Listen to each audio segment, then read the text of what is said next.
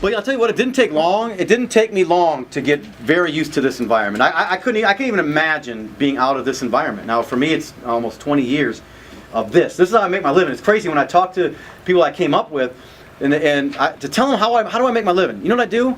I hang out with good people all the time. I hang out with people I choose to hang out with. Because when I worked at General Electric, there were people there that I didn't want to hang out with, but I had to hang out with for 8 hours because the boss hired them too. You know what I'm talking about? And they made my life miserable.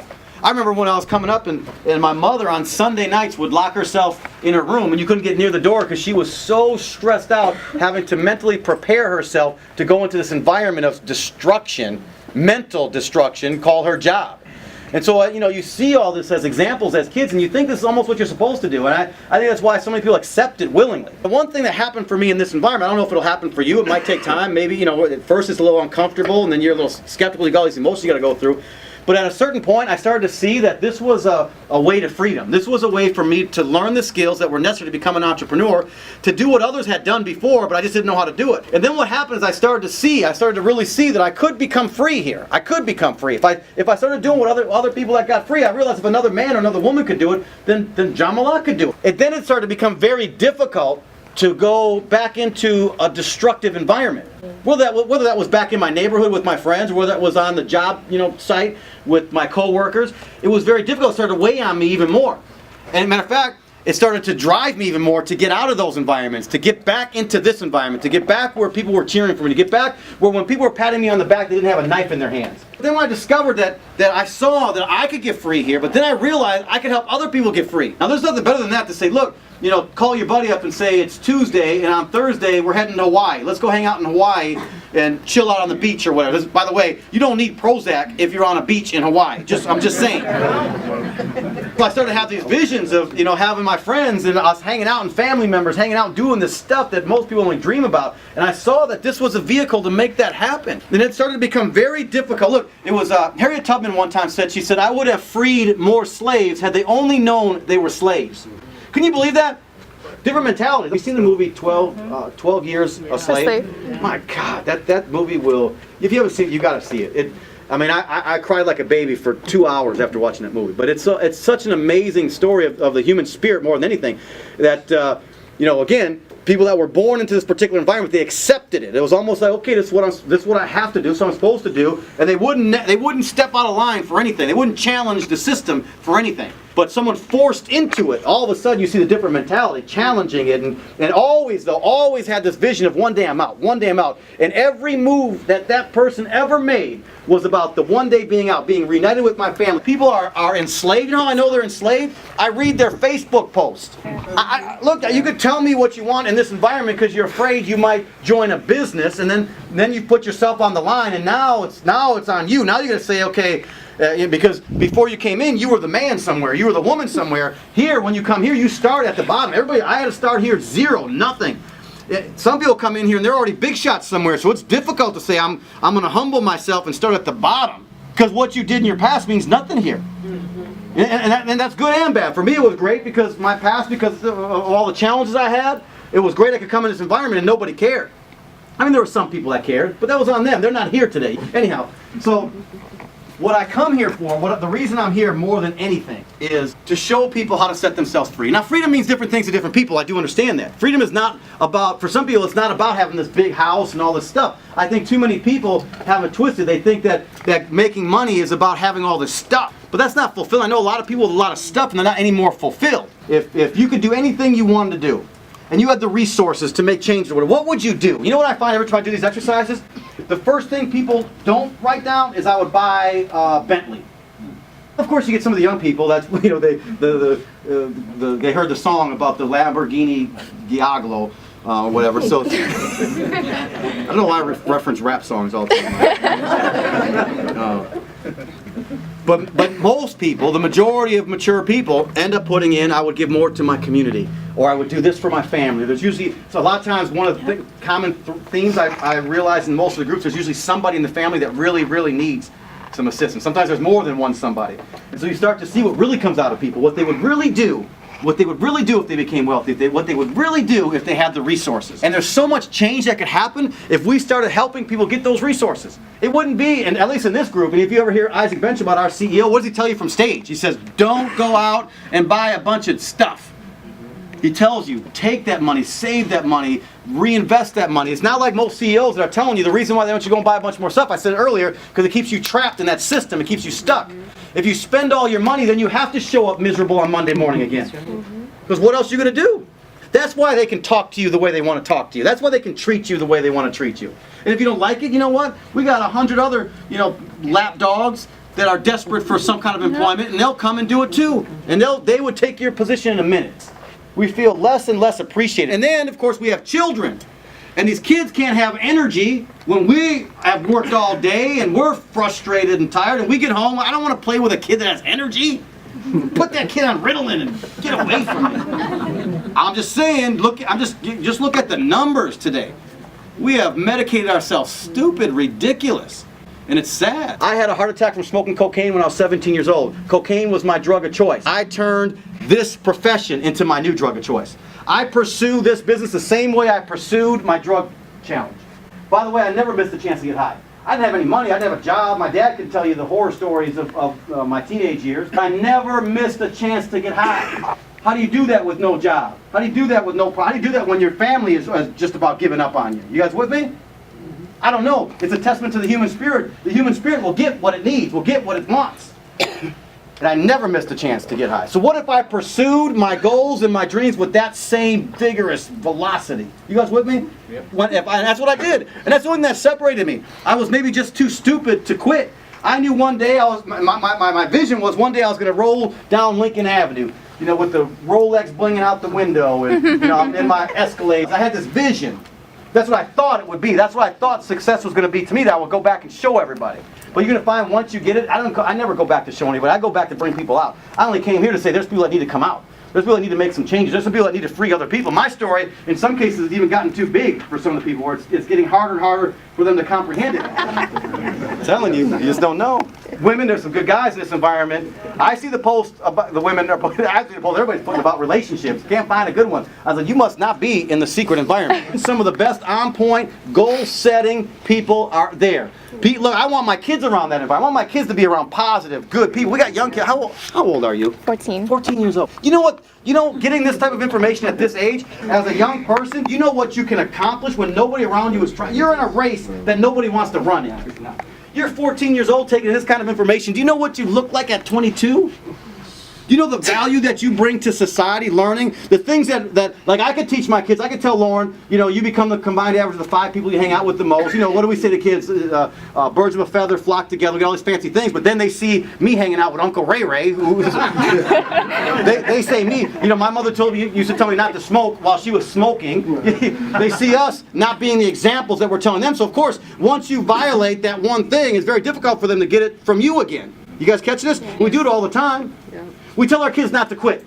How many people have kids in sports? Anybody have kids in sports? What kind of sports? Cheerleading. Cheerleading. It's a sport. Let me ask you something. Which one is in cheerleading? Mackenzie. Mackenzie, okay. She's sharp, too, very sharp. How old is Mackenzie? 12. 12. She seems older than 12. Yes, she does. That's the problem with these kids these days. All right, so let me ask you a question. Mackenzie's doing the cheerlead thing. She's got the stuff going, and let's say she misses. You can tell for sure she missed the cue on something. She missed the cue.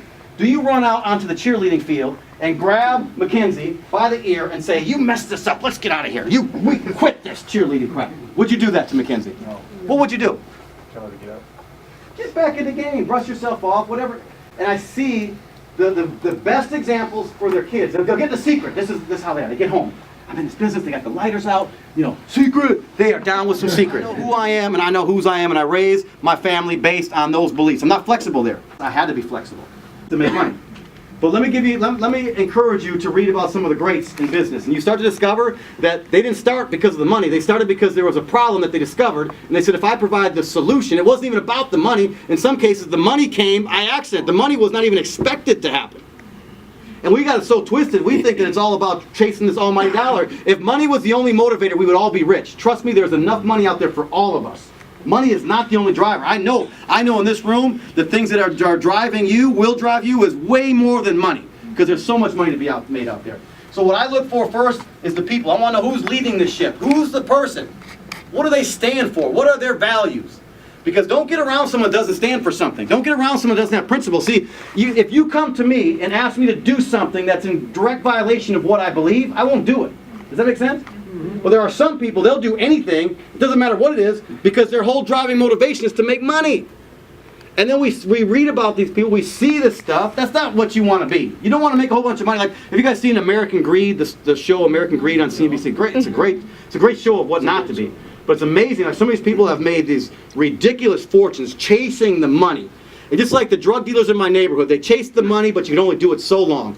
If you do the wrong thing, at some point it's going to catch up to you. At some point you're going to pay the price. It doesn't matter if it's in business, it doesn't matter where it is. People. The next thing is products. Beware again of the person again approaching you about how much money you can make, but they never even tell you what the product. Has anyone been approached by some of these people? I'm like, what, dude? What is your product? What do you have? You've been talking to me for 57 minutes, and I still don't know what your product. The product doesn't matter because you can make money. I call that laundering money amongst friends. Wink, wink. Don't tell anybody because the product doesn't mean anything. It's a way for us to play games with a compensation plan. To a shell game. Beware. I'm telling you, 1%ers understand what I'm telling you here. These are critical components. If you're missing these two up front, you're in trouble. Then the next thing, what you have to use to drive it is the process. I'm going to talk about our process here. You've got to have a simple process. Are you guys getting this? Yes. What are the three things you have to know? Products, process. Let's try it one more time together. People, products, process. All right, so if anyone asks you, what do you need to build a big business? What are the three things you're going to need? People, products, process. You're missing one of those. By the way, for the first 3 years, the first year when we came, what we had was products and we had people. And it's taken us 3 years. It wasn't until this last convention in Salt Lake City that we actually put the process. A lot of people don't know this. We built an organization, one of the most amazing organizations on the planet, and we didn't have a process in place. But we had great products, we had great people. So we had 2 of the 3 ingredients. We knew that if we kept working on the process, but I'm going to show you in a second. Now I can send a video to somebody via text message and get the process started. You guys with me? Yeah. We have a process for every single area, and I can teach you exactly every single area. If you come to me, Patty, and you say, well, how do I contact and invite somebody? There's a system for that. Does that make sense? How do I conduct a wow party? There's a system for that. There's a process. I'll show you exactly what to do. What do I do if someone says no? Well, there's a process. There's a system for that. I'll show you exactly what it is. But think about it. How many ladies want to date somebody who can't look you in the eye, has no confidence whatsoever? You know what I'm talking about? It's just, I mean, you feel sorry for them, so you might hang out with them for the night or her. Look, you guys immediately go into the gutter with my talk. I'm just saying confidence is attractive. Confidence is attractive. If you're going to get into business with somebody, you better get into someone in business that knows what they're doing. Some of you put on, I see some of the stuff you put on Facebook. And some of you in this room, you put like all the stuff that happened to you, and it's all bad. I stubbed my toe today, and I ran over a deer, and my husband is left, or what. I'm like, oh. And yesterday you were like the top secret agent, like I love Secret, and we're going to the top. And now today you're completely derailed. It's raining all over you. I'm telling you, watch it, because I'm telling you what I wouldn't follow. I don't get on a roller coaster when it comes to my family's financial future. Don't say nothing about my plate. My plate, the cardinal is for self-division cardinals. Which you didn't but imagine if Aaron Rodgers it gets in the huddle because he got sacked. And now he's whining and crying, and you're gonna suck, and you're not defending me, and this whole game sucks. Like, how long would you follow him? Most people are not gonna do that. I'm just telling you what the 1%ers know. You might have the worst. Look, I can tell you this. While we were building, I went through a divorce. They still go to work and still not tell you. My dad could have, he could, whatever. He could have a gazillion things going on right now, and I wouldn't even know about it. I wouldn't know. I don't know until it's like you're in the emergency room. You know what I'm talking about? Now, I'm just saying, there's something about that when you're not taking, because he would rather shoulder it and lead as a leader. Look, the reason why I came out here and took extra time with John Malott on Tuesday night is because this is where we're going as a family. Where do you want to go? We get our kids, we would do dream boards, and they put stuff from Costa Rica and all these different places that we were going to. So if I left the house, they knew I was just leaving the house to go hang out with my buddies and party. I was leaving the house so that one day these things that we were putting on the ocean, now we own a house on the ocean. I own a house on the Sea of Cortez today. My kids are, go there. It's the Jacques Cousteau called it the aquarium of the world. It's one of the most amazing beaches, places on the planet. I own a house there today. I'm from Wisconsin. My dad worked at Tower Automotive. It wasn't like my dad was, the CEO of the Harnish Bragger. Are you guys getting my point? Yeah. And so, I'm sure I got it from my dad, is that we, no matter what was going on, we kept moving. We didn't bring you into it. If you couldn't solve the problem, why drag you into my dirt? Why drag you in? And I see people do it with their teams. They recruit somebody yesterday. Like, there's some people that will recruit somebody tonight at this event. Bring them into the business, sponsor them in the business, and tomorrow they'll be on the phone with them saying, I did 2 presentations before noon, nobody got it again, and it's not as great as it seems. John Malott made it sound better than it really was. At least, it works for him, but not for me. But by the way, I stubbed my toe this morning. The coffee burned my lip. Are you guys catching what I'm saying here? Hopefully I drove that home enough. I hope I don't see any more of these Facebook posts. If you're building a business, and if you've ever put out that you're building a business in secret, then you have a responsibility at that point. Everything else has got to be about you being a leader. Because you're the CEO of your company. If you don't, then don't expect people to join your company. That's all I'm saying. Right. It's good. Tiffany one time said, if you throw a rock in the crowd and somebody yells, that's the person you hit.